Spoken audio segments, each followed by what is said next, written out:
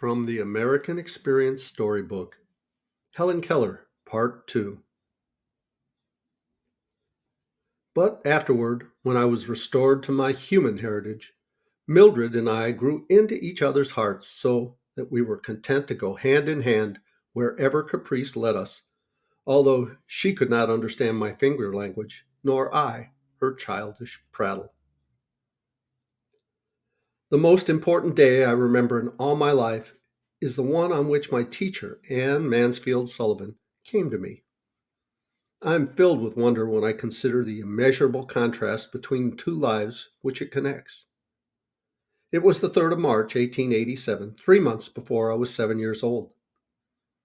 On the afternoon of that eventful day, I stood on the porch, dumb, expectant. I guessed vaguely from my mother's signs and from the hurrying to and fro into the house that something unusual was about to happen. So I went to the door and waited on the steps. The afternoon sun penetrated the mass of honeysuckle that covered the porch and fell on my upturned face. My fingers lingered almost unconsciously on the familiar leaves and blossoms which had just come forth to greet the sweet southern spring. I did not know what the future held of marvel or surprise for me. Anger and bitterness had preyed upon me continually for weeks, and a deep languor had succeeded this passionate struggle. Have you ever been at sea in a dense fog, when it seemed as if a tangible white darkness shut you in, and the great ship, tense and anxious, groped her way toward the shore with plummet and sounding line, and you waited, with beating heart, for something to happen? I was like that ship before my education began, only I was without compass or sounding line, and had no way of knowing how near the harbor was. Light! Give me light! Was the wordless cry of my soul, and the light of love shone on me in that very hour. I felt approaching footsteps. I stretched out my hand as I supposed to my mother. Someone took it, and I was caught up and held close in the arms of her who had come to reveal all things to me, and more than all things else, to love me. The morning after my teacher came, she led me into her room and gave me a doll. The little blind children at the Perkins Institute had sent it, and Laura Bridgman had dressed it. But I did not know this until afterward. When I had played with it a little while, Miss Sullivan slowly spelled into my hand the word DOLL. I was at once interested in this finger play and tried to imitate it. When I finally succeeded in making the letters correctly, I was flushed with childish pleasure and pride. Running downstairs to my mother, I held up my hand and made the letters for doll. I did not know that I was spelling a word or even that words existed. I was simply making my fingers go in monkey-like imitation. In the days that followed, I learned to spell in this uncomprehending way a great many words, among them pin, hat, cup, and a few verbs like sit, stand, and walk.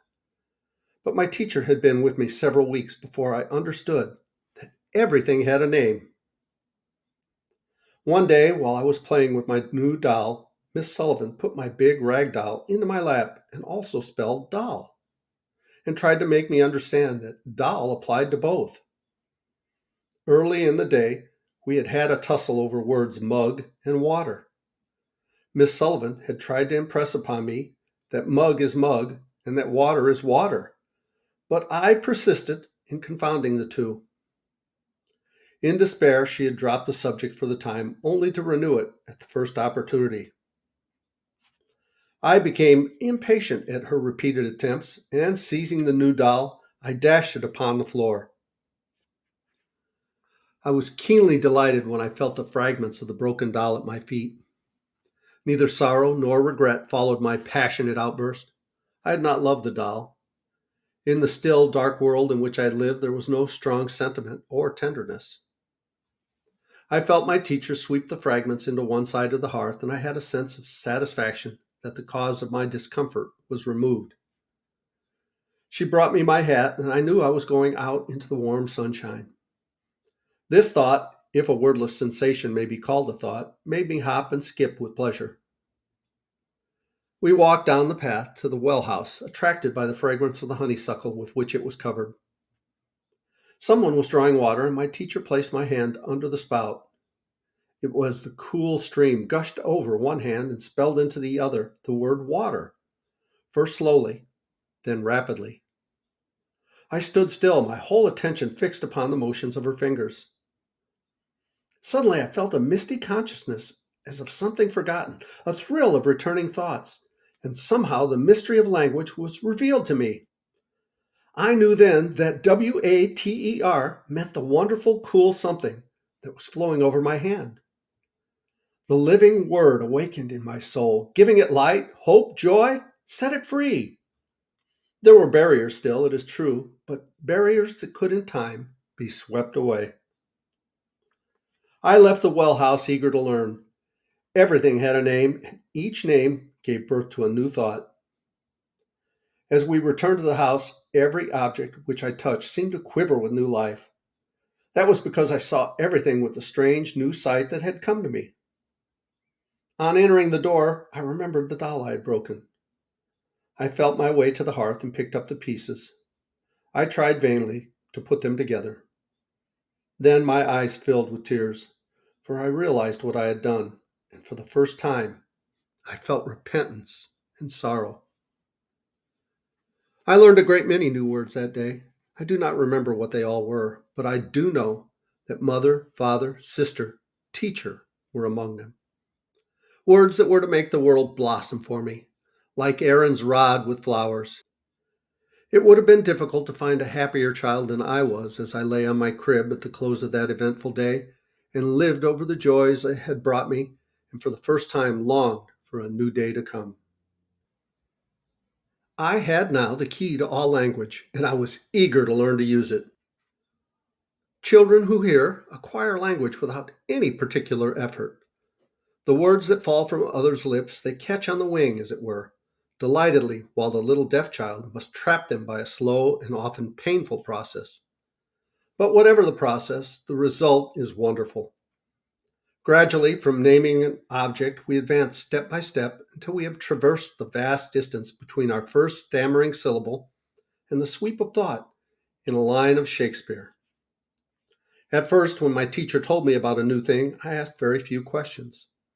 My ideas were vague, and my vocabulary was inadequate.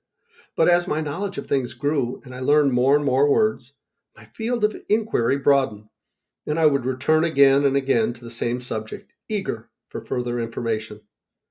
Sometimes a new word revived an image that some earlier experience had engraved in my brain. I remember the morning that I first asked the meaning of the word love. This was before I knew many words. I had found a few early violets in the garden and brought them to my teacher. She tried to kiss me, but at that time I did not like to have anyone kiss me except my mother. Miss Sullivan put her arm gently around me and spelled into my hand, I love Helen. What is love? I asked. She drew me closer to her and said, it is here, pointing to my heart, whose beats I was conscious of for the first time. Her words puzzled me very much because I did not understand anything unless I touched it. I smelt the violets in her hand and asked, half in words, half in signs, a question which meant, is love the sweetness of flowers? No, said my teacher. Again I thought. The warmth of sun was shining on us. Is this not love? I asked, pointing in the direction from which the heat came. Is this not love? It seemed to me that there could be nothing more beautiful than the sun whose warmth makes all things grow. But Miss Sullivan shook her head, and I was greatly puzzled and disappointed. I thought it strange that my teacher could not show me love. A day or two afterward, I was stringing beads of different sizes in symmetrical groups, one large bead, three small ones, and so on. I had made many mistakes, and Miss Sullivan had pointed them out again and again with gentle patience. Finally, I noticed a very obvious error in the sequence, and for an instant I concentrated my attention on the lesson and tried to think how I should have arranged the beads. Miss Sullivan touched my forehead and spelled with decided emphasis, think. In a flash, I knew the word was the name of the process that was going on in my head. This was my first conscious perception. of an abstract idea. For a long time, I was still. I was not thinking of the beads in my lap, but trying to find a meaning for love in the light of the new idea. The sun had been under a cloud all day, and there had been brief showers, but suddenly the sun broke forth in all its southern splendor. Again, I asked my teacher, "Is this not love?" "Love is something like the clouds that were in the sky before the sun came out," she replied. Then, in simpler words than these, which at the time I could not have understood, she explained, "You cannot touch the clouds, you know, but you feel the rain, and you know how glad the flowers and thirsty the earth are to have it after a hot day. You cannot touch love either, but you feel the sweetness that it pours into everything. Without love, you would not be happy or want to play." The beautiful truth burst upon my mind. I felt that there were invisible lines stretched between my spirit and the spirits of others. From the beginning of my education, Miss Sullivan made it practice to speak to me as she would speak to any hearing child. The only difference was that she spelled the sentence into my hand instead of speaking them. If I did not know the words and idioms necessary to express my thoughts, she supplied them, even suggesting conversation when I was unable to keep up my end of the dialogue. The process was continued for several years, for the deaf child does not learn in a month or even in 2 or 3 years the numberless idioms and expressions used in simplest daily intercourse. The little hearing child learns these from constant repetition and imitation. The conversation he hears in his home stimulates his mind and suggests topics and calls forth spontaneous expressions of his own thoughts. This natural exchange of ideas is denied to the deaf child. My teacher, realizing this, determined to supply the kind of stimulus I lacked. This she did by repeating to me as far as possible verbatim what she heard and by showing me how I could take part in the conversation.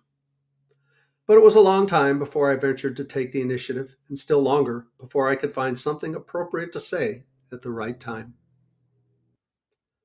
The deaf and the blind find it very difficult to acquire the amenities of conversation.